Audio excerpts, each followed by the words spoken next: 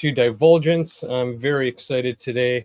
I am bringing back a show favorite, author, filmmaker, researcher, William Ramsey. Hey, William, how are you, my friend? I'm good, Jordan. Good to be with you again. It's been a while. Yeah, it has. So I'm very happy to have you again. For those who don't know, William is a author of many great books on many awesome topics, including Abomination, about the West Memphis Three. He has 2 different books about Crowley, Children of the Beast, as well as Prophet of Evil. And then one of my other favorites is Global Death Cult, which he put out a few years ago. And his most recent book, if I'm not mistaken, is The Smiley Face Killers. And he also has a movie on the Smiley Face Killers as well. So you can check all that out. Yeah, you're one of my favorites, William. So it's really great to have you back. So today we're going to talk about the 1962 movie, The Manchurian Candidate. You have been doing a lot of research on it, you told me. That's something that you've been talking about a lot lately, and I was really happy to bring you on to talk about this. So just for those who don't know, I'll just give a quick overview of what the movie's about. It's originally based off a book. The movie came out in 1962, starring Frank Sinatra, Janet Leigh, Angela Lansbury, and Lawrence Harvey. It was also remade. I forget the year it was remade. I don't know if it was 2009 or something like that, but it was remade with Denzel Washington, which a lot of people might also know. But we're going to pretty much be focusing on the 62 version, which the plot centers on a Korean War veteran, Raymond Shaw, who's part of a prominent political family. He's brainwashed by communists after his army platoon is captured during the Korean War. He later returns to civilian life in the U.S., where he becomes an unwitting assassin in an international communist conspiracy. So where would you like to begin, William? Where does your research start exactly? Or where? Well, there's just a lot going on with this film because it was released in 62, and the book by Condon was in 59. It's right during the kind of Cold War hysteria, but also the interest and rise in kind of behavioral modification or behavioral psychology, and the rise, they called it the golden age of psychiatry at that time, post-war. They were really trying to figure things out. And it preceded the JFK assassination, which is coming up here. It's September now, but in 2 months it'll be 60-something anniversary, 62nd. But that's still relevant, the JFK, and this movie actually strangely ties into the JFK assassination. On the surface, like at a first read about the film, like you did a synopsis of what's going on. At a first read, it seems like an entertainment film, and it is, but it also is very telling and a revelatory film because of some of the references in there and what Condon knew. Condon, strangely enough, would go on to write the intro to like one of the most important mind control books out there, which is called Operation Mind Control by Bauert. And he wrote an intro that's very interesting, and he wrote that like much later. So he was very keyed in. Condon's kind of dropped out of favor as an author. He's not remembered very well. People who know the film Prizzi's Honor, he wrote the novel about that. That book was made into a film with Jack Nicholson about like mobs and stuff, mobsters. But this film kind of overlaps with kind of real world events, because what it is about is this kind of, they take this guy who is a mind controlled assassin. They put him in the back of, they put him into kind of the Iron Curtain, the communist world, bring him back out, and then have him go and shoot somebody during a nomination convention for political. So he becomes a political assassin at the end. And this is a total spoil alert that I'm going to kind of reveal suddenly. Yeah, Mike Frank says that. I have a slide about suddenly, but I'm going to reveal a lot about this film. So I would suggest turning this off and going watch the original. And like you said, it had these great actors at the time. Sinatra was really at the peak of his singing talent. He wanted to diversify into acting. Vivien Leigh is the mother of Jamie Lee Curtis, for people who don't know. So she's kind of like Hollywood royalty. And she had just come off Hitchcock's Psycho. So she, right. Angela Lansbury went on to a great career. She was just a super talented actor. And in this, or actress, whatever term you prefer, she plays this woman, Isadore Iselin. And according to Condon, she was based on the real character of Roy Cohn. And Roy Cohn is kind of like the mentor of Donald Trump. And Roy Cohn was kind of the Epstein before Epstein. He was involved in all kinds of blackmail and stuff, involved in targeting communists and things like that. He was kind of a behind the scenes guy. And I think he got disbarred, actually. Roy Cohn got disbarred at one point, which is never good if you're a lawyer. But there's pictures of him and Donald Trump together. So this kind of, like I said, this film has a lot of factual elements put into the narrative that relate to facts that happen in real world. So that's why I use this as a litmus. The reason I went back to Manchurian Candidate is because people can kind of absorb the information in a film sometimes easier than reading document after document after document. But I went back there because of the recent assassinations that have happened, or assassination attempts. And this is even before Charlie Kirk got killed. Rest in peace, Charlie. Yes. He didn't deserve it. But I was really yeah. So I'm very sympathetic, and it's really horrible news. Yeah. But I was really kind of interested in these other kind of assassins on Trump. And the list is actually longer than you think. It's very long. And it involves Ryan Ruth, Crooks, who's very mysterious. This is the July Butler thing of last year, 2024. Yeah. But there's also a lot of people getting radicalized online. So there was this other guy. His name was Nikita Kasap. It ties into the Global Death Cult book, which is still my number one selling book. I didn't know how many people would be interested in reading that, but it still sells more. Yeah. But Nikita Kasap is associated with the Order of Nine Angles. He called himself a Niner, which is a real kind of specific term. And his kind of online presence is verified and not fake like this Charlie Kirk's guys, which is like a total joke. Like they think we're stupid. It's actually almost kind of like mocking the public, like duh. Anyway, sure, man. Yeah. There was this guy Boatner, if you remember him. He was in Minnesota and he killed 2 state senators or 2 state representatives. Okay. Yeah. Remember him? It kind of that story really dropped off fast. Like it just disappeared. But that's like, I mean, we can go. Robin Westman is the trans shooter at the church. Right. Carlos Brown is the name of the black guy who killed the Ukrainian girl on the train. Okay. Shane Tamura, if you remember him, he was the Blackstone shooter who walked onto the 33rd floor Mason number, and he killed people at an NFL office in New York City. Yes. Luigi Mangione, who's like in trial or something today, who strangely went from Oahu to New York to kill some head of a CEO at 7 a.m. in the morning.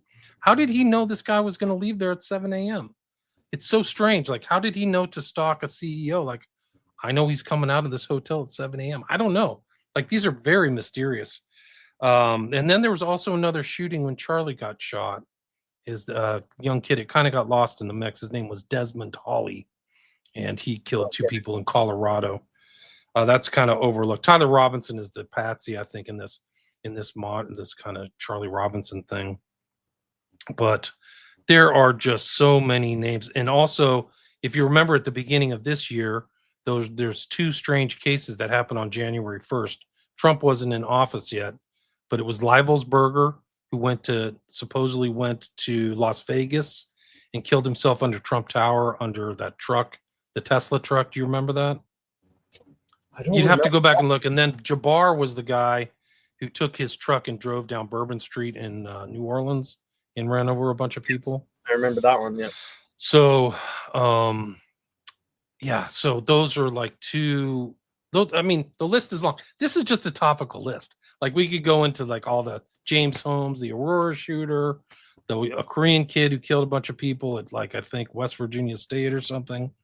Sung Hee Cho was one, but there's been this spate of shootings that have really took off since the 60s. And some of these people have gone through very unusual personality changes that are kind of like mysterious. Like Luigi Mangione for example, was kind of like people like your age or would call him a Chad, or I would call him just a winner or an alpha male or something. Like the guy's resume was legit. He was privileged. He had money. He went to a private prep school, like $60,000 a year or something crazy like that. He was the front head of his school, of his class. So he was the valedictorian or something like that. Super smart, good looking guy. Like women liked him. He had good jobs. He was working in AI in Silicon Valley. And then he goes into some kind of strange place in Oahu, and his whole personality changes. He really identifies with Kaczynski. I mean, this is like traceable stuff, online stuff that he did. And then all decides to throw it all away by shooting a CEO, a healthcare CEO, for justice reasons is supposedly his motive. This is very strange. Like he could have just become an activist and said, I'm going to work for healthcare for all or something like that. But instead, he supposedly made like a printable gun, print outable gun, and then went and shot him. So there's many cases. Is that what he used, a printed gun? That's the rumor. Yeah. I don't know. The other thing is that this kind of my research into this stuff took place while I was doing research on, it just all really started because of all the assassins, but there were a couple assassins that looked into and were interested in Salinger's Catcher in the Rye. And they used it as kind of a manual, and they identified with the lead character, Holden Caulfield. And those two were Chapman, who supposedly killed Lennon, and then Hinckley, who tried to kill Reagan. They were 4 months apart. That was 1980 and 81, if I remember correctly, something like that. So there's been these kind of famous assassins through American history, like almost yearly. And now it seems like the daily. Like I did a show with Hans Uter of the Resident State, and he said, how many like shootings have there been over the last year or so? It's like crazy, hundreds. Like people are going nuts. So there's this kind of generalized madness. So I think it's important to kind of lead back to, and it all starts around this time of this kind of MK Ultra behavioral modification programs. It didn't really happen as much. And the people who shot people, the motive was right away. They didn't have they were either anarchists, or John Wilkes Booth was from the South, right? So he's pissed off about that. People who tried to kill Jackson, it's about banking, and he was always fighting. Jackson was just a rough and tumble guy, like really amazing. Like he had been in killed 20 people and tons of duels and stuff like that. But a lot of maybe McKinley's another one. So every 20 years, a president dies or something like that in office. Up until recently, Trump probably should have died. I don't think that Crooks took that shot. So these are all kind of patsy types. Ruth, they act like patsies. They do strange stuff, and their histories are very vague, and they don't come up with admissions. Like, why would Crooks do this? He's like 22. Like, what's he thinking? Like, and some of these are like the rationales, they don't wash. They don't add up. So anyway, going back to kind of this film, Manchurian Candidate, it featured all these great actors. And really what's also known in the background of this film, which a lot of people don't know, is that the genesis, the foundation of the film is because of the relationship between Sinatra and JFK. And JFK and Sinatra were at Hyannisport, and they decided, like, hey, you should make a movie about this. And so Sinatra was kind of the big wig who got it done, but JFK had connections in Hollywood, and they greenlit the budget back then, which was $2.2 million. And Sinatra not only acted the lead, he was the production company, or he's the production head. So it was done under his production company, the name, which I can't remember right now.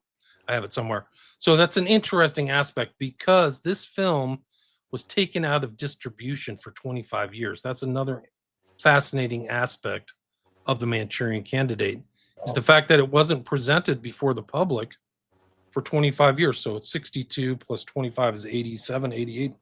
Oh, wow. So they didn't play it. So no one necessarily got to see it in 62. Wow. That's great. Like, it played for a year, and then and then JFK gotcha. It didn't do great in the box office, my understanding. I don't think it earned back its money, and people may not have understood it. But once JFK got shot, then it was taken out because it was similar to the JFK shooting. And then it was shelved for 25 years. Wow. And it's really incredible. It's in the top 100. And then when it came back out, it entered into the American Film Institute's top 100 films of all time. Right. With The Godfather, with all these great films, Yeah, and it's a Criterion collection now. Yeah. It's definitely an important movie for sure. Very important. And the timestamp too. And then Frankenheimer is a very important character with an interesting arc. He was selected by Sinatra. And then after he finished the Manchurian Candidate, he shot 7 Days in May. Okay. Yeah. So that came out the same month as Dr. Strangelove, which is July 1964.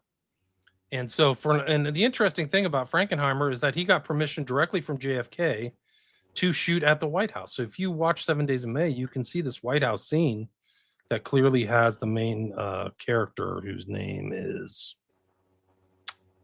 I can't remember. Scott? James Mattoon Scott? Yeah, no, that's the main character. He's played by Martin Casey. Who's the actor? What's the actor's name? Oh, sorry, Burt Lancaster. Burt Lancaster and the other guy, I forgot. Anyway, you'll see them in the White House. There's literal White House scenes because I think what JFK was trying to do is show what he was up against, and I think that's kind of maybe the backstory of the Manchurian Candidate that isn't really well seen, that isn't known, and there may be more research on my end to figure that out, but it really is something else. So it's a great movie. The arc is interesting. The shots are good. The key elements are like the Queen of Diamonds, which is kind of this triggering card. There are, great acting. And then there are things that, like I said, come out of fiction, but are actually factual. But yeah, we can look at those. We can look at the slides if you want. So that's it. That's the poster for the Manchurian Candidate. If you come in 5 minutes after this picture begins, you won't know what it's all about. There's never anything like it. I think maybe it was before its time. People didn't understand the subject matter. They didn't understand what was going, but Condon did. Like Condon really did. And I've kind of been doing research. A lot of the kind of behavioral modification, MK Ultra stuff, it was like being published back in magazines in the 50s. So people could have read about kind of the stuff like, oh, the Russians are doing mind control behind the Iron Curtain or all this other stuff. So I think he was able to do research that influenced the writing of the film.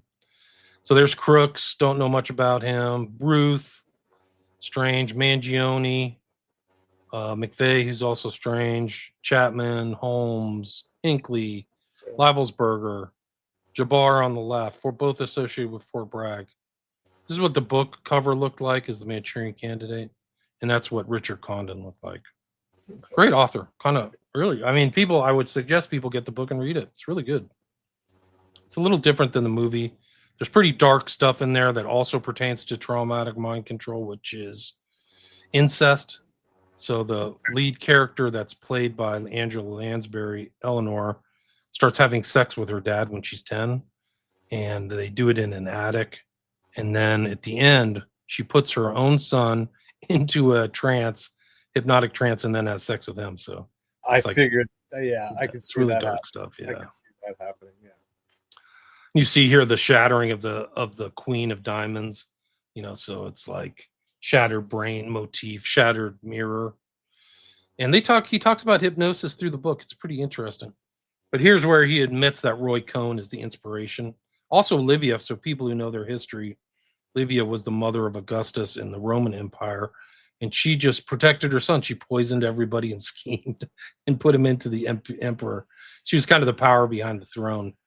But yeah, he talks about hypnosis. I mean, there was a popular notion, undoubtedly self-protective, that no one could be persuaded under hypnosis to do anything, which was inherently abhorrent to him. Reams of research have proved this to be untrue. So this is what he wrote in 1991. For people who don't know where Manchukuo or Manchuria is, it's above Korea. So the Korean War was 50 to 53. And for people who know that history, like, it was a ferocious battle. The West went all the way up to the border of China. Then the Chinese communists attacked. and they pushed back, and they're still at the 38th parallel. So you have the capitalists on the bottom, communists on the top, and above that is Manchurian. So in the film, and the book, there's like Illuminati numbers in this too.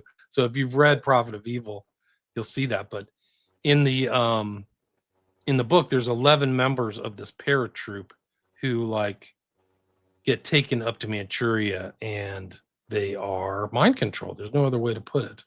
So it's really kind of an interesting process. But they're taken up there, and there's kind of like, it's just a great sequence. We can play it, but you watched it last night. But we can do this. Let's look at the Manchurian numbers. Whatever you want to put on. Yeah, pull up this video if you can. So like 22 men carried 11 bodies to stretchers to be done to, and then there's like, yeah, for people who don't know, 11 is like the number of magic. It's the number of the New World Order. It's the macrocosm and microcosm coming together.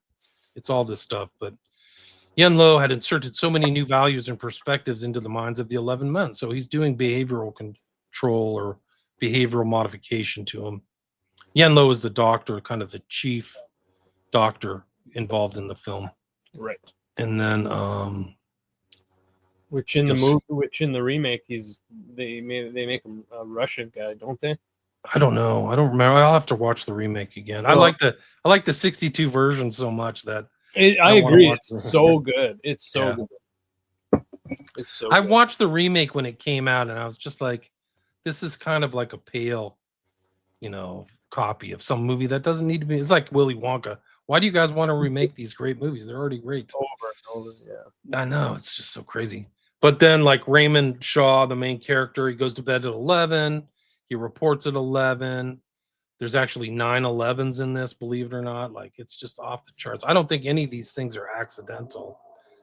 At the intro, when Raymond Shaw gets the Medal of Honor, there's 911 names were stricken from the list. So, like, Condon is keyed in. He might have been a member of some kind of secret society. I don't know at this point. But then also when they're being reprogrammed, like all this stuff, total immersion time into the unconscious mind of the subject during the first contact had been 11 hours. The second descent was light induced. So they're inducing this kind of thing.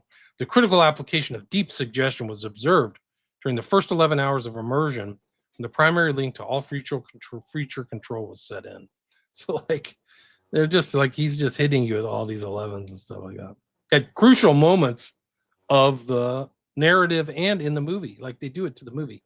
So at the very beginning of the movie, if you remember, this is like when Sinatra has his first dream. It happens at 3:11. And a lot of the people have noted he was kind of like the schizo. If you remember, he had all these books. So he's like reading all these books. Like, he's the 1960s version or 50s version of the schizo researcher, kind of like me, where like he's got tons of books trying to put things together. Yeah. And it's a chain smoker too, chain smoker and drinker. I don't smoke anymore, thank God. But it's just kind of a funny, those are the motifs that are in there, I think. Like, oh, he's a reader. And then let's see, I think that I have some video. This nation jealously guards its high. Can you hear that audio? Yep. Award for valor, the Congressional Medal of Honor. In the Korean War, with 5,720,000 personnel engaged, only 77 men were so honored. That's not true. That's totally fictional, but he just made it out. So out of 5,700,000, 77 is the number of, like, there's 77 names of the devil. It's a power number. There's Liber 77 by Crowley. It's just so many things. It's half of the beast in Babylon. It's just a very important, like, dark occult number. When I get married to my old lady, I got no idea that this guy comes in the same package. When I marry my old lady, I got no idea this guy comes in the same package. That it's a package deal, and for 11 long years, I got this drunk. 11 long years, I got this drunk. This is not a mistake. This is in there for a reason. Because then, yeah, I mean, it's there for the audience or the insiders. But basically a magical kind of event. And what they're implying is that this kind of hypnosis is kind of like a creation of a magic spell or something. But then this main character, Lawrence Harvey, then throws down the Queen of Diamonds and literally, listen, you got to watch it. Tied around my neck. And believe me, it's no bargain. You got no idea what kind of a problem I got with this guy. Sorry I'm late, kid. Got held up in traffic, you know. Again. So I says to him, please do me a favor, will you? Why don't you go and take yourself a cab and go up to Central Park and go jump in the lake? Then he takes the cabs and goes up to Central Park and jumps in a lake. He doesn't know why. And this is how like Shaw or Marco keys into what's going on. He doesn't understand. And that's kind of one of the interesting themes or arcs of the film is how Marco is putting the pieces together. It's almost a kind of investigative journalist in himself. He doesn't know what happened, but he's trying to do the reading and talk to his military psychiatrist and try to figure it out himself. Yeah. Raymond, I don't know why yours is the only apartment in New York City without an air conditioner. You know, sometimes I think you came to us for another century. Chu Chin Chow, or whatever your name is. The steaks are to be broiled for exactly 11 minutes, no more, no less, on each side in a preheated grill at 400 degrees. So this witch lady who, like in some like things online, Eleanor Island is, Angela Lansbury is brilliant. Like there's really good interviews with her in her real kind of person. And she's just so easygoing and breezy. And she's such a monster in this, but in certain things, she's like one of the most famous enemies or nemesis type characters in film history as Eleanor Island, because she's super manipulative. She's just manipulating everybody behind the scenes. Yeah. So it just shows this is just one aspect and element of the book and film is this kind of, people call it occult numerology, sure, whatever you want to call it, illuminated numbers, whatever's easier to kind of see that they're just in there. It's just not a joke. So then Manchuria, that's it. One of the interesting things I saw that one of your commenters commented this. I had already made this slide. Sinatra was in a film in 54, 55 called Suddenly, starring him. He's literally gets a rifle to shoot the president and a motorcade.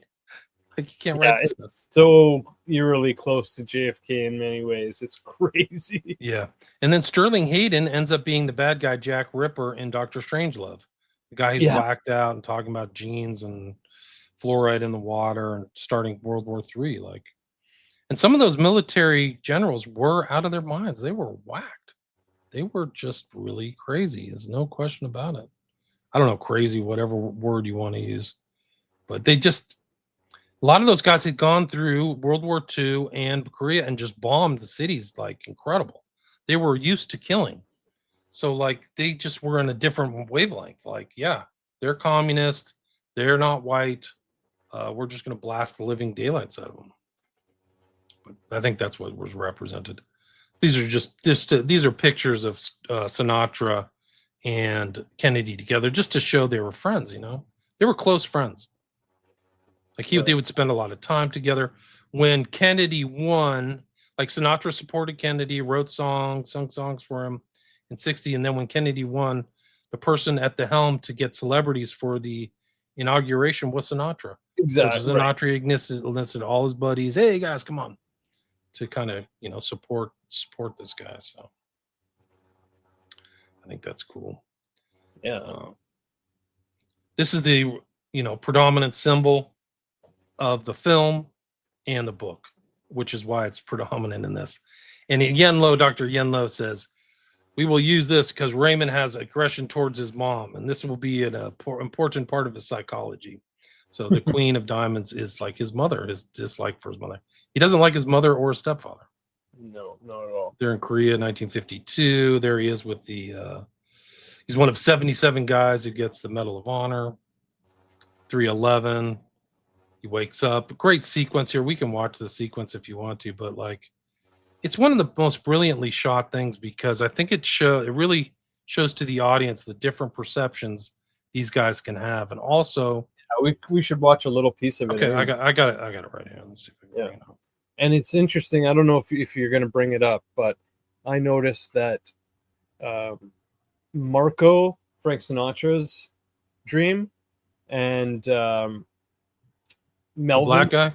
Yeah, it's funny because Frank Sinatra's seen all white women, and the other guy's seen black women. Did you notice that too? Yeah. Yes, I did. Yeah. Yeah. So It's very clever. So they're seeing something within their own consciousness, or their own mind frame, or something like that. So I thought maybe The war in Korea was over. But this is like we're talking about, like he's the schizo, so he's got like diseases, Wall Street Men and Money, Enemies of the State book, like so he's all Captain, now he's Major noided, Bennett I guess is the word. He's paranoid. Marco had been reassigned to Army intelligence in Washington.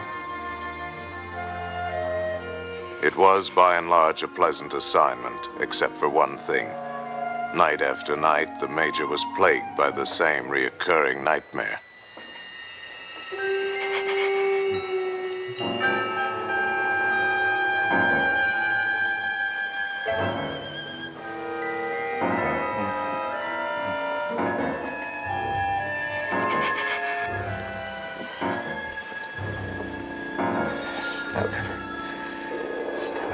Stop.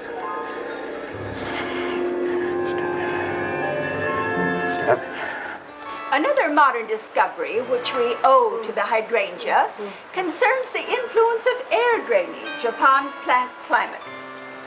Many years ago... This is a great 360 panning shots of like all the people who are like into cinema.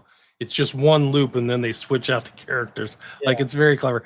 And apparently Frankenheimer had come up through TV shooting, so he's familiar with sound stages and stage decoration. So, you know, back in those days, you would just slide stuff around.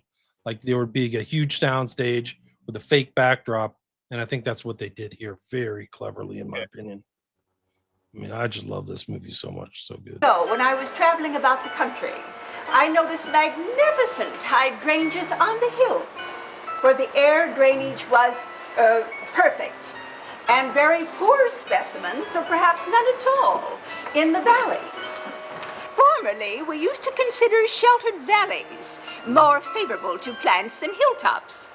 But the avoidance of late spring and early autumn frost enjoyed by sites with good air drainage, where the cold air can drain safely away to lower levels, gives the hills a decided advantage.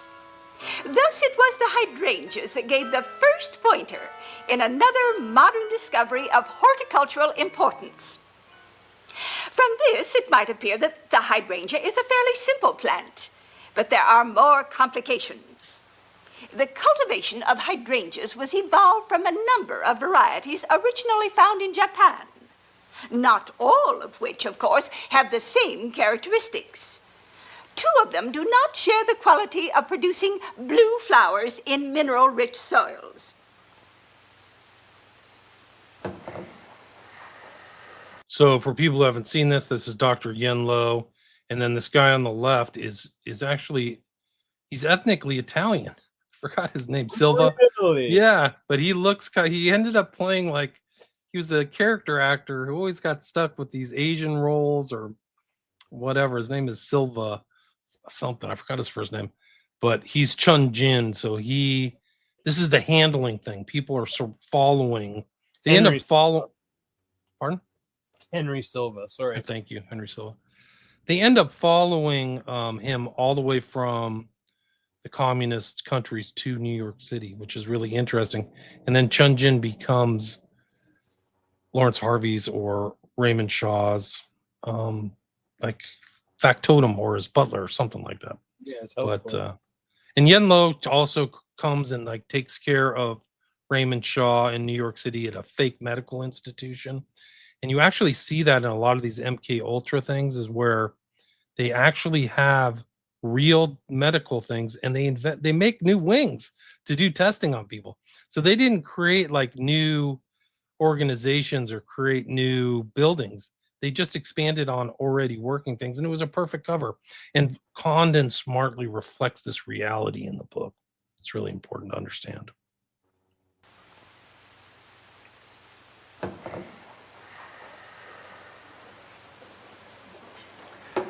That's Stalin and Mao Zedong in the background.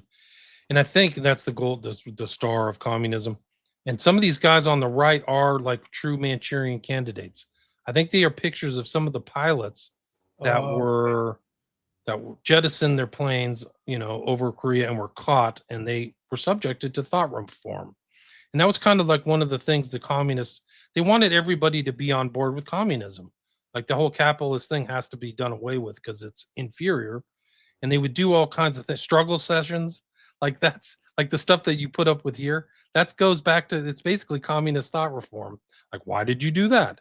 Do you think that's bad? They would do that. And people are like, yeah, whatever you want. Like, just stop torturing me and do whatever. And I'll just go along with anything you say. So, but I think those two guys on the right, I haven't confirmed that yet. Allow me to introduce our American visitors. I must ask you to forgive their somewhat lackadaisical manners, but I have conditioned them, or brainwashed them, which I understand is the new American word, to believe that they are waiting out a storm in the lobby of a small hotel in New Jersey, where a meeting of the Ladies' Garden Club is in progress. You will notice that I have told them they may smoke. I've allowed my people to have a little fun in the selection of bizarre tobacco substitutes. Are you enjoying your cigarette, Ed? Yes, ma'am. Yak dung. Oh, tastes good, like a cigarette should. So he's making them smoke all this stuff. It's basically yak manure, right? That's what he's saying. Smoking yak manure. Okay. Yeah. Laughing about it. Now then, comrade. May I present the famous Raymond Shaw? Young man, you've flown 8,000 miles to this dreary spot in Manchuria to see. Raymond, pull your chair over here by me, please. I am sure you've all heard the... So this is the thing. He's a candidate. He's been selected for this. He's pre-selected. He's shipped around. And then he's going to be shipped back to the U.S. The old wives' tale that no hypnotized subject may be forced to do that which is repellent. And those two guys on the right, I got to figure out who those guys are. If anybody knows who those two pictures are, those two guys on the right, let me know. To his moral nature, whatever that may be. Nonsense, of course. Yeah. Oh, you note-takers might set down a reminder to consult Brenman's paper, Experiments in the Hypnotic Production of Antisocial and Self-Injurious Behavior, or Wells' 1941 paper, which was titled, I believe, Experiments in the Hypnotic Production of Crime.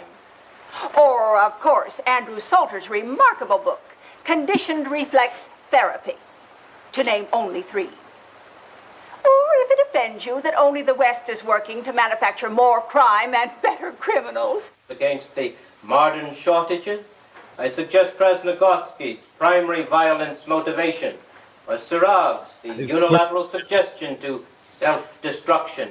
My dear Jan, as you grow older, you grow more long-winded. Can't we get to the point? Has the man ever killed anyone? Or has he not? I apologize, my dear Dmitri. I keep forgetting that you're a young country and your attention span is limited. Tell me, Raymond, have you ever killed anyone? No, ma'am. Not even in combat? In combat? Yes, ma'am, I think so. Of course you have, Raymond. Raymond has been a crack shot since childhood. Marvelous outlet for his aggressions. May I have the bayonet, please? Not with the knife, with the hands. With the hands? Here, have him use this. Da. Apparently this guy's name is like Ding Ling or something like that. I forgot what his name was, but he also had a good run in the original Hawaii Five-0. His name was Kig Dig. He had a hard to pronounce name, but he's great. He's awesome. Raymond, whom do you dislike the least in your group here today? The least? That's right. Well, I guess Captain Marco, ma'am. Notice how he is always drawn to authority? That won't do, Raymond. We need the captain to get you your medal. Whom else? Well, I guess Ed Mavoli, ma'am. Ah, that's better. Now then, Raymond, take this scarf. and strangle Ed Mavoli to death. Yes, ma'am. Excuse me, Ben. Mm-hmm. All right.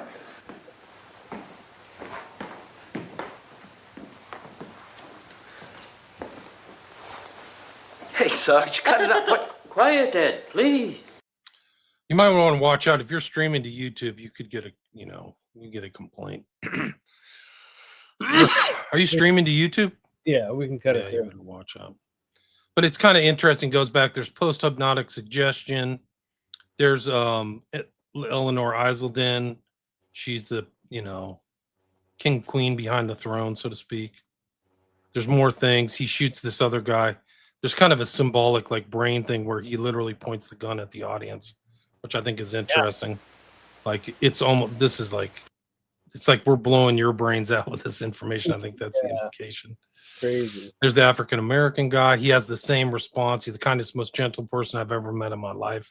He doesn't even know why he's saying that, It's like, oh yeah, he's the most Raymond Shaw's the kindest, bravest, warmest, most wonderful human being I've ever known in my life. So that's post-hypnotic suggestion. This is interesting too because it plays into we can probably play this. I don't know if we'll get in trouble.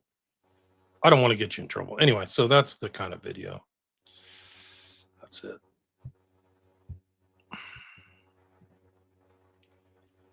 Screenshots are fun. Yenlo, he's scared. He says, Raymond Shaw is the kindest, bravest, warmest, most wonderful human being. So they both repeat the phrase. Marco does. There's the shot against the public. He actually gets told to start playing solitaire over the phone. And actually during the artichoke kind of discussions, they found that they could induce hypnotic states by a simple phone call. It's actually written in the 1950s documents. So this is a reflection of some of the techniques that they knew. It's pretty remarkable. So Condon integrated it into the book.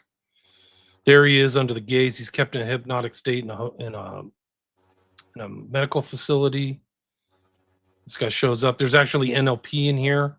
If you remember in the sequence, he can't remember, the Iselin can't remember how many communists there are. Like, how many communists are there? And he's like, she sees the Heinz 57, and that's how he remembers the 57. So the image of the bottle is in his brain, and he remembers it. There's also this kind of like morphing of, it's a foreshadowing and a morphing of Iselin. He dresses up as Lincoln. Right. There's a lot of Lincoln busts, and then he's assassinated like Lincoln, right? So that's like one of the foreshadowings in the thing. This is where Marco realizes that two people in his dream are actually high level, communist figures. This is actually an interesting sequence because this is where there's another foreshadowing. It shows kind of Condon's writing chops in the sense that he references this whole classical Greek mythological thing about Agamemnon. He talks about Orestes and Clytemnestra, but what happens is Clytemnestra kills Agamemnon and Orestes kills his mother. So that's what happens at the end of the movie. He shoots his mother, if you remember. Yeah. After, you're not supposed to know that, like, Marco successfully breaks his conditioning. That's really what happens. And so you think that he's still conditioned. He's not. But he goes to Madison Square Garden to shoot his mom and his stepfather, who he's always hated. Right.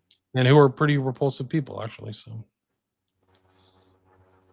I'm not justifying that. I'm just saying that that was their thing. Queen of Diamonds, he goes, jumps in the lake.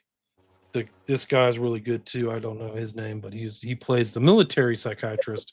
Good, yeah. Yeah, really good. I don't know. I wonder what kind of acting career he went on to do. But he was like trying to, they're on this kind of investigative mission to try to determine what's going on.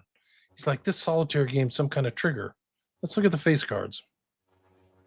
This is where she says 11 to Henry Silva.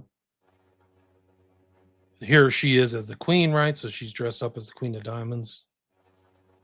And she's the queen, and then he's looking at the bust of Lincoln while he's under his hypnotic spell.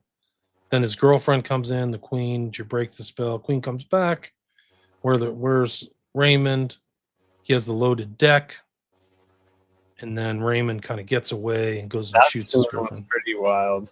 Yeah. Over the Masonic checkerboard floor, too, right? That's right. That's right. And she explains what she's going to do to him. She kisses him in the movie. In the book, they do the deed. They have sexual congress. Pretty dark. He dresses up as a priest. And then these are all the 11 references. These are the movies that came out. Kirk Douglas, Ava Gardner, 7 Days of May. Dr. Strangelove comes out. And then, like, so many other assassins are around that are kind of like the Saran. I did a thing on, let's see, there's like the assassination of Kennedy, Manchurian Candidate stuff. And then, like, look at this. Like, they brought out Mangione in the same outfit that. Oh my God. That Oswald was. I haven't seen that before. Yeah, That's wild, William. Jesus, look at that. Yeah, it's pretty cool. That's creepy as hell. We can go into kind of like the similarities between the film and Oswald if you want to. I don't know how much time you got. I got plenty of time, so let me just bring those slides up. We can keep going, my friend. All right. I know YouTube is like the most sensitive side. If they come up with an excuse to kick you off there, they'll take it. There's just no question about it. I mean, it looks like we're still streaming and everything, so I guess we're fine, right? It's your side. Like, I've given up on YouTube. I'm done. That's an abusive relationship as far as I'm concerned. Like, I never swore. I just was a researcher, but that was actually too much. So I never thought that my channel would be taken down. Like, come on, man, this is crazy. When did that happen? Right at the beginning when they were all taken down. I guess it was early 2020 or 2021. It was during COVID. I've had 2 taken down. Like, they're not going to give it back to me. Jesus. Yeah, that's pretty bad. But so this film kind of also is similar to what happened in the JFK assassination. There are definitely parallels. There's definitely elements of this. And Oswald is a strange character. Oswald had an amazing life. The guy when he died at 24, he had lived an amazing life. There's just absolutely no question about it. And he had gone. He was from I think he was studied at New York. His dad had died early. He was a truant. Then his mom moved to New Orleans. He was in the Civil Air Patrol with David Ferry. If you remember, do you know who David Ferry is? Oh, absolutely. Yeah. Yep. So David Ferry is kind of like one of the characters in JFK. Oliver Stone's JFK. Joe Pesci. Yep. There's pictures of them together, believe it or not, or a picture of them together. And then he's kind of handled much like Raymond Shaw's handled.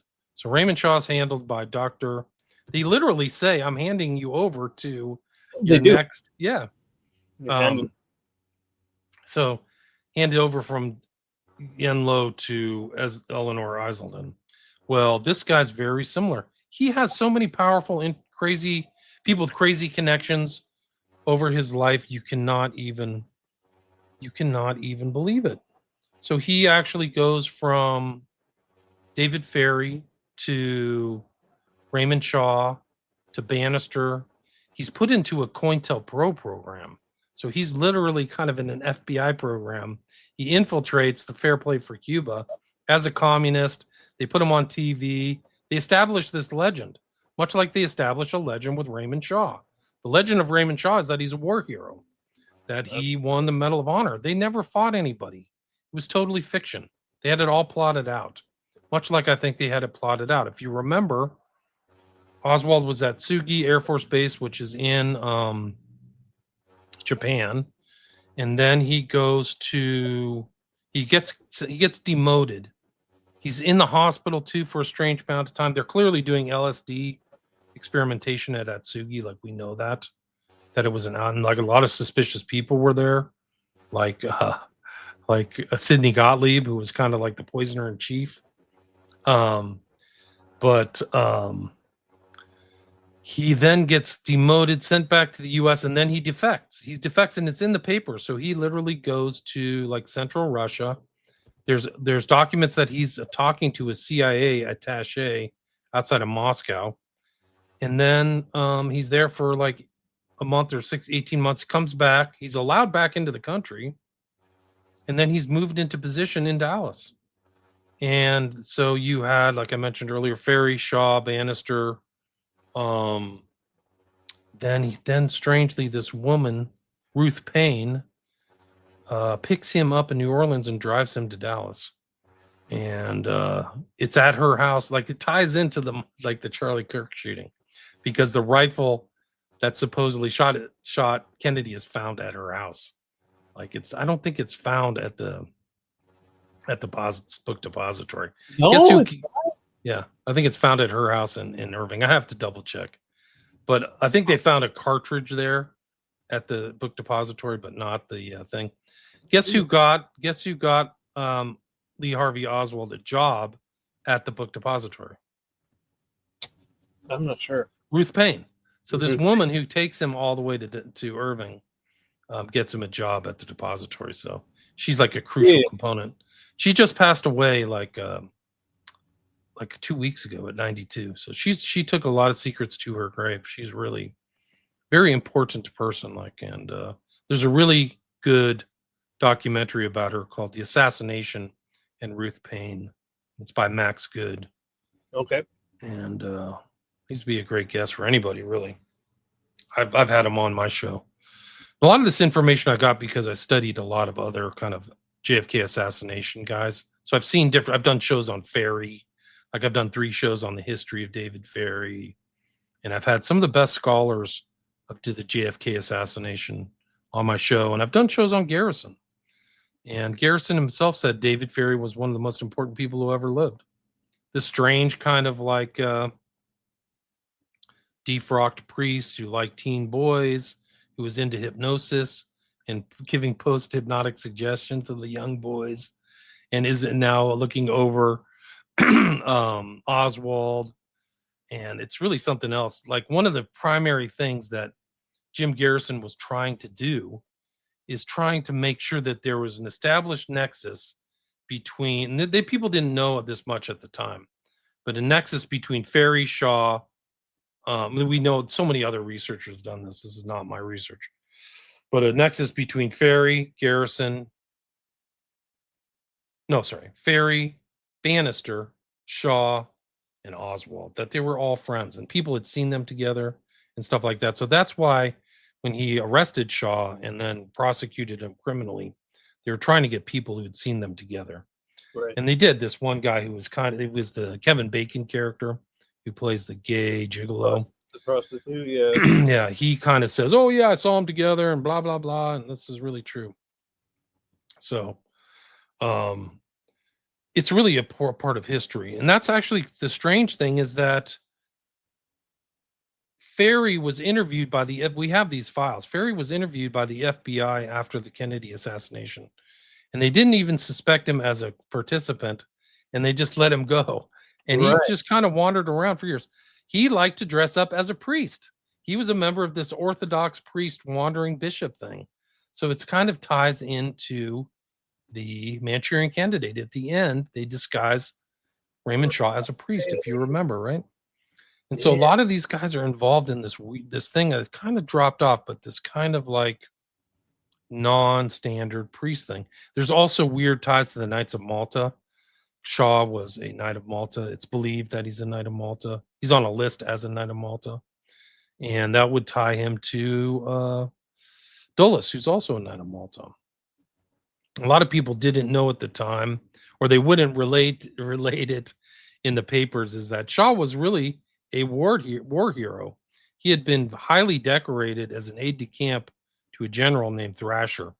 And he was heavily involved in Operation Overlord, which is the invasion of France in June of 1944. Thrasher was, and Raymond Shaw. And so Shaw was a kind of known military entity. It's not really brought up in JFK. Like, I think Oliver Stone's JFK is great, but it's like people complain about it. But to get all the details right, you'd have to made like, it's a great movie. Yeah, you would have made a 65,000 hour movie. Yeah. So to distill it all in there, he was trying. The gist of it is trying to prove that the cover story of the assassination is a bunch of baloney, and I think he did that. So and he did that. Yeah. Just some of these details get left out, but Oswald is a very important. He's somewhat left out as this kind of like hapless guy, which he kind of is hapless, but the fact that he's being oversaw by de Mohrenschildt, who's a white Russian, and Payne and Ferry, these other Ferry, according to Daniel Hopsicker, Ferry is a CIA agent. And I noticed somebody mentioned in the comment the connection to Barry Adler Seal, in that both Barry Adler Seal as a young guy, and for people who don't know, the Civilian Air Patrol was kind of a post-World War II Gladio-like. I don't think it was an exact Gladio thing, but it was definitely a grounds where they would train boys to learn how to pilot. And so Civilian Air Patrol, they call it CAP. That's the acronym. And Lee Harvey Oswald was in the one that was in New Orleans, and then Barry Seal was the one in Baton Rouge, pretty close to each other. Right. Okay. The overlap may have been there. Maybe history has lost it. Maybe they knew each other. But for people who don't know Barry Seal, he went on to get his pilot license. He was a commercial pilot, much like David Ferry. Like, David Ferry is so bizarre because he's doing all this weird stuff on the side, but he's literally like, if you went to go on a Southwest flight, you would have run across somebody like Ferry. Like, that's what he did. He transported people in his plane. Like, literally, like, he worked for Eastern, which before, you guys, young guys' time, that used to be a major airline. Okay. And so he would transport. And actually, one of the interesting things about Ferry is that he was brought up on moral charges, like immorality charges. And so they really kind of, they were concerned about his homosexuality, his propensity for young boys or teen boys. And so they tried to either kick him out. And one of the people who came to his defense was this ex-FBI agent, Bannister. So we have the documents, or somebody found the documents of these two together, like at a court trial, like at Ferry being deposed. And his character references Bannister, who's doing all kinds of surreptitious stuff with Oswald and the Castro Cubans and all this other stuff. So Ferry, while he's transporting people around, is also running guns. They think he's running guns, and actually some people have said he might have been a top secret clearance in flying U-2 spy planes, and that's why he had severe alopecia, is because when you go up at those high altitudes, it does something to your capillaries, and they think he might have gotten alopecia from that. So he, like, when you see pictures of Ferry, he always had these weird eyebrows and like hair. It was all fake. He had to put it on there to kind of look semi-normal. Ferry is a strange guy, totally brilliant, but like a tortured homosexual who got kicked out of the Catholic Church. Like, they never wrote like, this guy's like chasing young boys around. They just would say something really vague, like left the church due to certain predilections, very vague type stuff. As they always do, right? That's what you like, whether it's a documentary or like the Spotlight movie, or like I've read a couple books on it, like that's the thing they always do. It's just moved for this reason or moved around, or it's always just a vague entry in a journal, and sometimes that journal just disappears, right? So it's ridiculous. And he's also associated with the Marcello crime family, and so is the Oswalds, believe it or not. Like, Marcello permeated New Orleans. And even just the story of Marcello is really interesting because he was kind of targeted by the Kennedy brothers. If you remember, John Kennedy is the president, but then Robert is the attorney general. Right. And their dad is mob associated or mob friendly. And the story is that the election was turned in 1960 with the help of the mob in Chicago and West Virginia. Right. They dumped a bunch of votes the last minute. So they like squeaked out a victory. And then Robert F. Kennedy turns on the mob. They have all these hearings, and then they take Marcelo and they ship him off to Guatemala. Like, okay, you're kicked out of the country. Marcelo, I don't know if he was an American citizen. He's definitely born in Italy, but the person who is alleged to have brought and flown Marcelo back to the United States is David Ferry. And I mean, yeah, you cannot buy. That's wild stuff. Yeah, you can't believe this stuff.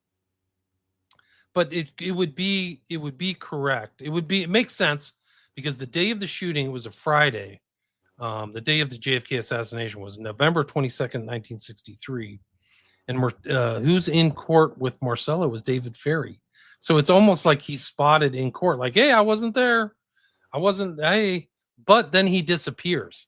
And he takes these two young of his boys, lovers or whatever, whose names I can't remember right now. One of them had like a French last name like yours.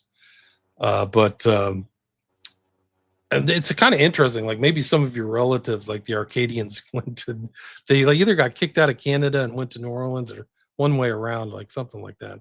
But anyway, they went to their scene all the way in Houston. They drove this mysterious drive to Houston, and he's like calling people on a payphone, which is how you like cover stuff up. And no, he never told why he was in Houston. He told the public like an unbelievable story. They just want to go ice skating. So he gets in a car, drives from New Orleans, just like an unbelievable.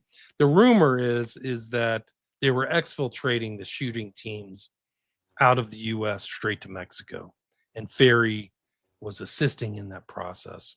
So they moved into Dallas, committed the deed, and disappeared out of the country or to Mexico, which was really kind of there were two big CIA stations at that time, and the biggest outside the U.S. was Mexico City, but there was another one in Miami. They called it JM Wave or something like that. So Ferry's like super important. Like he's a really interesting guy, and he's literally like associated with Oswald. And a lot of this stuff, like you have to think at the time, like in '63, they didn't have access to this information. Oswald was a classic lone nut. He was just an angry communist who decided he wanted to shoot Kennedy, right? He's an angry leftist. That's the way they did it.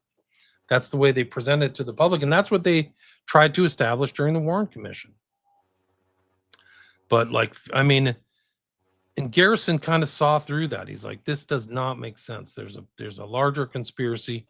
And his book, I mean, is called The Trail of the Assassins. It has really interesting stuff.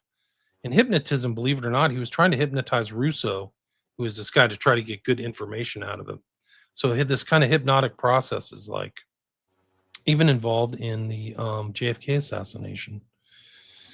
And there's actually like other hypno kind of MK Ultra doctors association. Have you ever seen the movie JFK with Oliver Stone? Absolutely, yeah. Do you remember the intro kind of scene where the woman gets chucked on the road and she's like, "Yep, they're gonna kill Kennedy." Her name was Rose Laramie. She's an interesting character. Her doctor, when she ended up in like Oklahoma, was a guy named Gittinger, who was like a full MK Ultra CIA doctor. And she ended up dead in like a hospital or something. Like she just had to go. But like he was involved in a thing called Midnight Climax, where they were testing people who didn't know, they were testing LSD on them. And so he's actually connected to that. And you can look it up. And she was kind of like a troubled person. I think she was a part-time prostitute, drug runner, heroin runner. But she ran into some really dark operators. And Gittinger's he shows up all over the place. Really interesting guy. But it's just in the whole kind of melange or whatever word, the heady stew of the JFK assassination is really something else. And there is Oswald right in the middle of it, who's being there's a legend or sheep dip around him the whole time by very powerful figures. And another one who knew Oswald there's a bunch of people who knew Oswald who were important before 1963. One guy's name was Kerry Thornley. Have you ever heard of the name Kerry Thornley? I don't recall. He's really interesting. He's tied for some reason to Oswald, and he was in Atsugi with Oswald. And he wrote a book called, like, I think The Lonely Warrior, that Oswald was the central figure before the assassination. Whoa. And then he gets assassinated, and then Thornley kind of like becomes a Discordian, which is kind of like this alternate religion. And then he writes another book about Oswald called Oswald. Like, he relates to Oswald and how he's being followed by intel people, and that he has a chip implanted in his brain, like all kinds of just totally crazy stuff. Yeah, look up Kerry Thornley, because he's with him back at Sugi and at an Air Force base in California before 1960. One of the other interesting stories about Oswald is that while he's in Russia, he runs into this woman, Macmillan, and she interviews him. She interviews him and Marina, and she's kind of like a journalist. She goes on to write a book called Marina and Lee. That's an establishment of the kind of narrative story that Lee's an angry loner who's bitter and wants to kill the president, right? And it's a long book. It's kind of like 400 pages. And some of these new documents came out in this Luna 2025 release, right, within the year. And in those documents, it shows that she's under the pay of the CIA. She's a CIA asset, and probably always was. She probably always was a CIA asset. And she's writing these books that are just complete baloney. So they can really create. And I think that this is just one element. I mean, you can throw Catcher in the Rye, maybe some other books in there that are just, they don't make sense that they're generated normally. They're also promoted in different ways. So like if you see Marina and Lee, it's like New York Times, this is the best view of this book I've ever seen in my life. Kirkus Review, the definitive study of Lee and Marina. You know, it's just complete fiction. It's literally 400 pages of fiction, in my opinion. Like provable nonsense. So those are like, these are multiple people who Lee Harvey Oswald. One of the thing is that he, similar to some of these other assassins who make these huge moves across state lines. Like Ruth, we know, is in Ukraine. He's in Oahu. He's in Florida with no discernible income that it could afford these expensive plane flights. Like these, you can't just fly there for $100. These are like $500, $1,000 plane flights around. Wow. And he's moving around. Same with Lee Harvey Oswald. When he fled to the Soviet Union, he had a big wad of money, and he like stayed in Helsinki at the finest hotel, and then he like defected and came out. And when he was at Sugi is like an Air Force base basically on the suburbs of Tokyo. Like he was known to hang out at the nicest bars and spend more money than he was making. Kind of a very strange character. And there's other documents that have come out have said, like, there's a story by somebody about Lee Harvey Oswald being a CIA agent. We need to suppress this story. like these stories were coming out about him. There was also an interesting thing. Have you ever heard the story of Frank Olson? I think so. He was one of the early kind of LSD kind of guys. Frank Olson, of course. Yeah, yes. I think he worked at Fort Detrick. There's a guy, for Hank Abarelli, wrote a really good book about him. He was either thrown out of a window or jumped himself. I tend to believe the former, not the latter. But when he died, it was kind of like a big thing within the intel community. And a missive was sent to Atsugi by none other than Alan Dulles that said, all LSD experimentation is to stop at Atsugi Air Force Base. So we know that they were doing it there. Like they wouldn't send it to stop because they weren't doing it, right? It's because they were doing LSD. And the subjects were military people. And if you look through a lot of the kind of MK Ultra experimentation and stuff, they were experimenting a lot on military people and a lot on prisoners too, believe it or not. State and federal prisoners got a lot of strange treatments and stuff like that. So like Oswald is just, he's surrounded by people much like Raymond Shaw. Raymond Shaw doesn't understand all this stuff. He's being moved around. And it's just like crazy. This is his picture when he was younger. No father. And a lot of these guys have the same kind of thing where no father figure in their life. This is a remarkable picture of Lee Harvey Oswald in 1957, Arlington Heights. It was taken in 1956, and this woman's pointing at him, and she says, "Bing, you're hypnotized," to Lee Oswald at the old bio lab. Wow. Yeah. Crazy. This is the notification of Lee Harvey Oswald when he defects. This is where he says, "I'm a patsy," right? If you ever see that video, he's like, I'm a patsy, bro. Alan Dulles is famous for starting MK Ultra in 1953, head of the CIA. He's also involved in all kinds of global shenanigans, like overthrowing Iran, Guatemala. He is a real power broker, like his brother John Foster Dulles. He also had a clubfoot and gout. You can see on his right hand, he has like this withered claw hand. Like he's almost like out of central casting or something like that. It's crazy. Interesting. Yeah, he is very interesting. Yeah. He was fired. He was let go after the Bay of Pigs incident. And that's where it all began. Probably where the Bay of Pigs is where they decided Kennedy has to go. And behind Dulles there is Richard Bissell, who's another clever operator, this kind of Cold Warrior operator guy. These guys, the people surrounded, they're just really incredible characters. And I'm not using a moral judgment, but like Dulles is really a remarkable guy. He was the head of the whole OSS intel thing against Germany from Switzerland. This is from Tim Gardner Project at Tim G. Project. A lot of good researchers that I've got on Twitter too.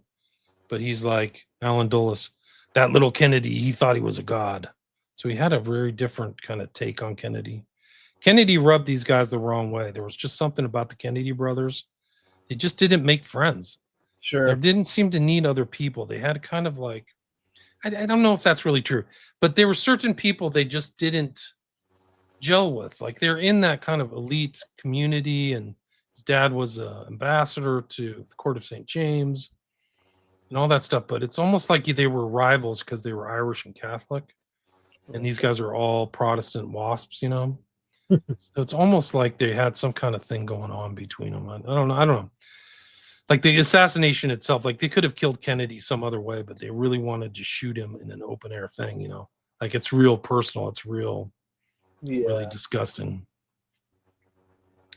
From Hitler's doorstep, like intelligence reports, like this just shows who he was. His nickname was the Shark. Like he's not like Cuddle Bear or Mr. Warm and Fuzzy. And he you see his pictures, he kind of is like that. And he's let me see. I got some video on Dulles we can watch. Sure. Actually, let me see if I can get this to play. This is John Frankenheimer. This is interesting because it kind of goes back to I don't know if this will play or not, but it just kind of goes back to the oh yeah, can you bring that up? This is right before Frank Sinatra died. Can you hear the audio on that? Yep. In 1962, a film exploded onto movie screens all over the world that was destined to become a classic. Why is all of this being done? What have they built you to do? Tell me, Raymond, have you ever killed anyone? No, ma'am. Not even in combat? In combat?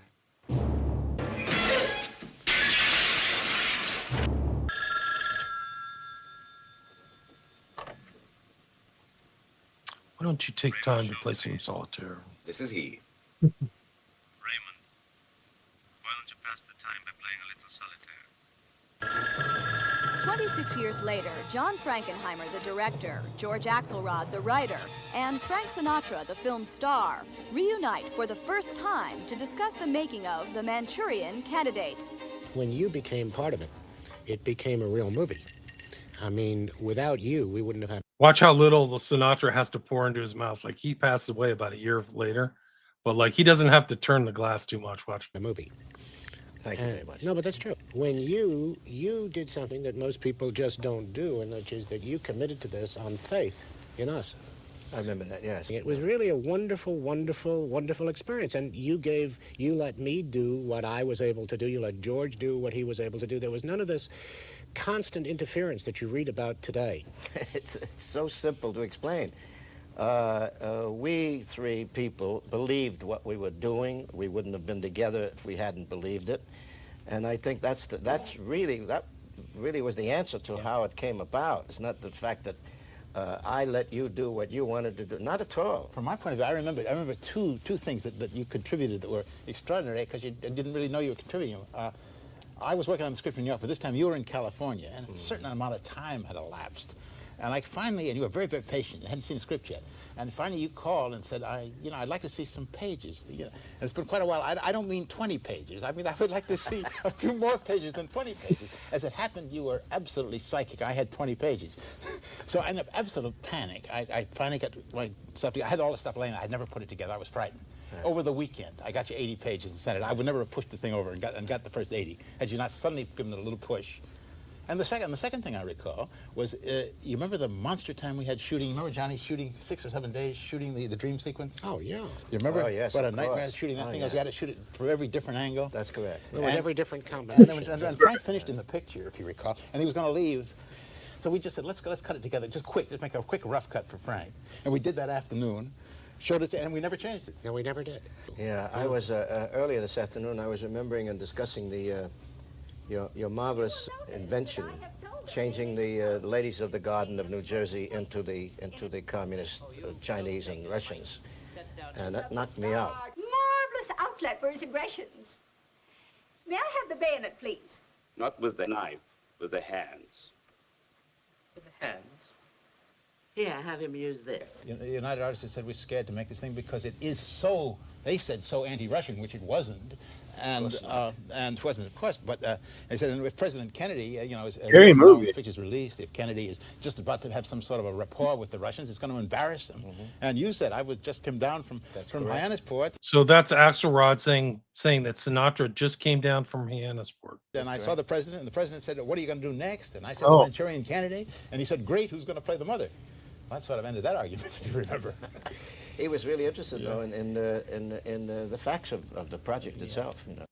So there's Sinatra confirming and validating that JFK was interested in the facts surrounding the project itself. The fact that people have read all kinds of connotations into this thing is funny because we set out to do Dick Condon's book, that's what we did. Right.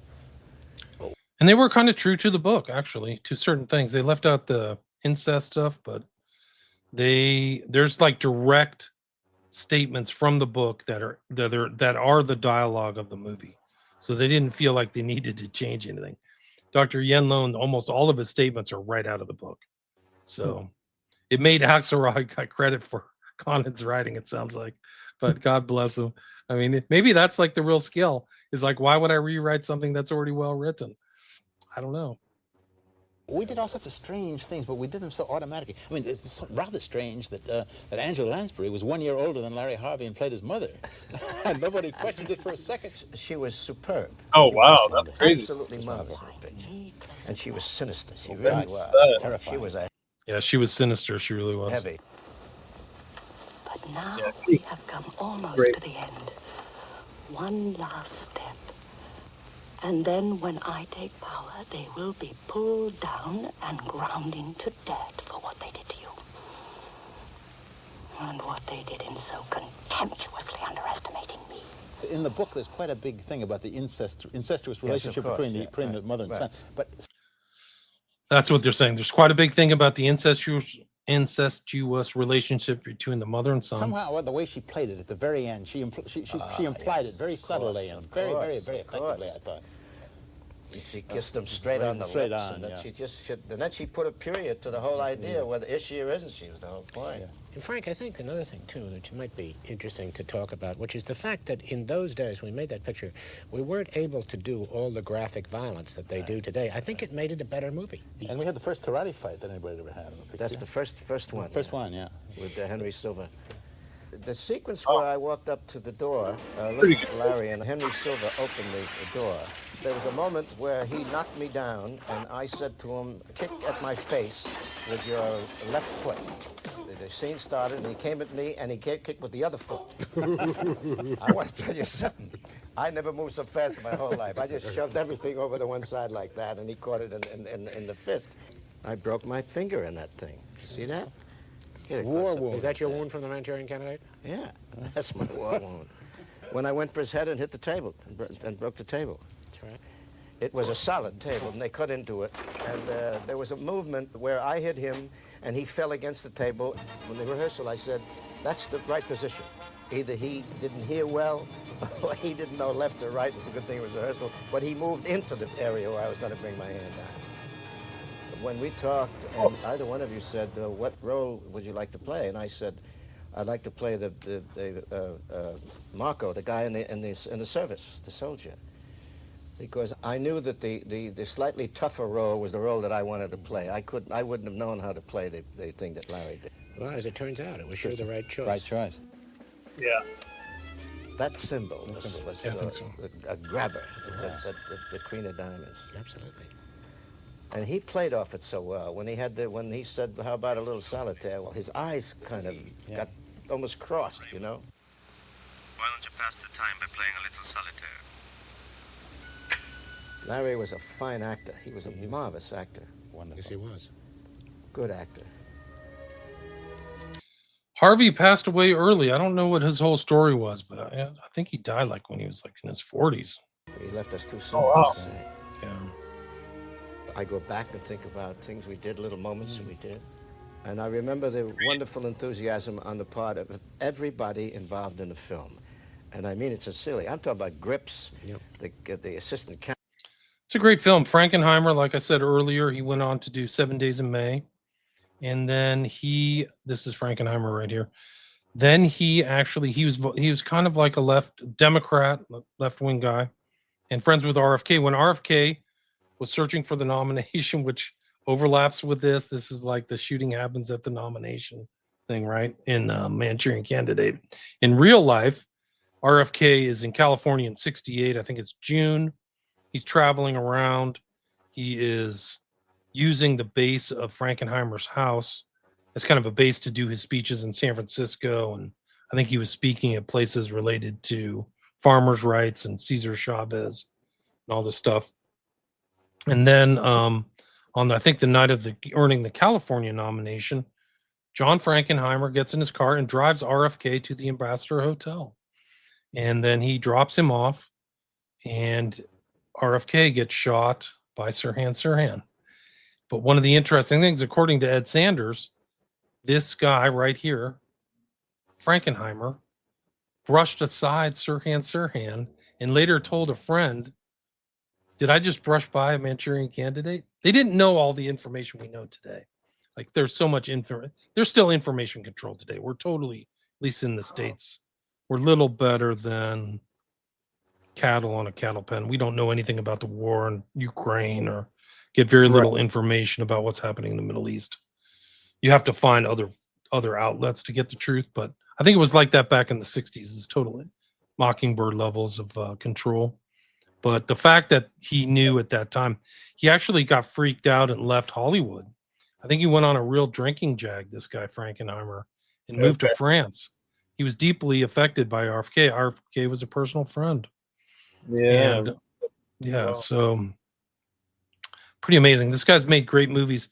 He's actually was brought in, I don't know, in his later on his life, he was brought in for the disastrous making of the Island of Dr. Moreau. I don't know if you've seen the documentary on that, but it took place in Australia, and it just was like one of those on-set nightmares where they hired Marlon Brando, and he showed up super fat and they paid him $1 million, and he just acted like a jerk the whole time. And the whole movie was like, and then the director had like a nervous breakdown or something. I'm gonna have to check that out. And then Frankenheimer's brought in. Yeah, I can't remember the name of that film, but it's just Frankenheimer's arc. Like he was great. He was a great director. He's a great director for this. A very intelligent guy. Like I said earlier, like he's from a TV background, so he kind of had those techniques. He knew certain techniques of like panning and set design, set moving around, stuff like that. The Island of Dr. Moreau. What's the name of the documentary about the making of the Island of Dr. Is it Moreau? Lost Soul? I don't know. The Doomed Journey of Richard Stanley's Island. Yeah, of Richard Stanley. Yeah, that's the guy's name. Richard Stanley, after that movie, he also fled Hollywood and became a recluse, like somewhere up in the mountains. Like he just was done. He's like, this place sucks. I'm out of here. Wow. He was, and I think actually he had two really difficult actors. He had Val Kilmer and Marlon Brando, who were total egotists, you know. And yeah, oh god, that's crazy stories. Anyway, I'm at 90 minutes. I did a 90-minute show earlier today, so I'm done. I'm cooked. Okay, well, thanks so much, William. I appreciate you coming in. I really hope we can get you back soon. Yeah, great to talk with you again. Thanks for having me on. But yeah, there's a lot more to the story. I got like hours to hours, you know. I got 100 hours on all this stuff. But it is interesting. People go see the original Manchurian Candidate. Yeah, guys, check out the original because if we bring William back, you're going to want to know what we're talking about.